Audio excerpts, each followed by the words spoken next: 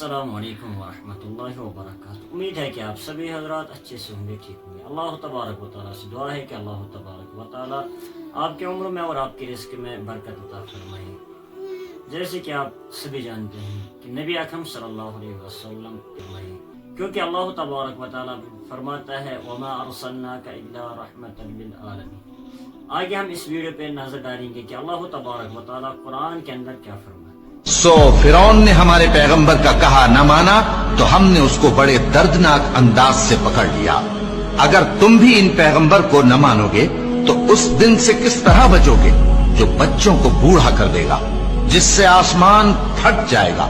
یہ اس کا وعدہ پورا ہو کر رہے گا۔ یہ قرآن تو نصیحت ہے، سو جو چاہے اپنے پروردگار تک پہنچنے کا راستہ اختیار کر لے۔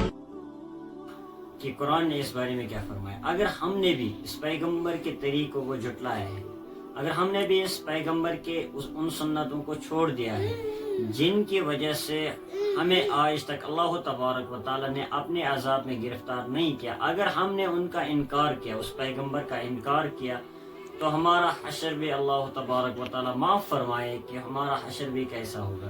کیونکہ جو بھی قوم حد سے زائد میں حد سے بھی زیادہ تجاوز کر گئی ہے کہ تو اللہ تبارک و تعالیٰ نے ان پر اپنا عذاب نازل کر دیا۔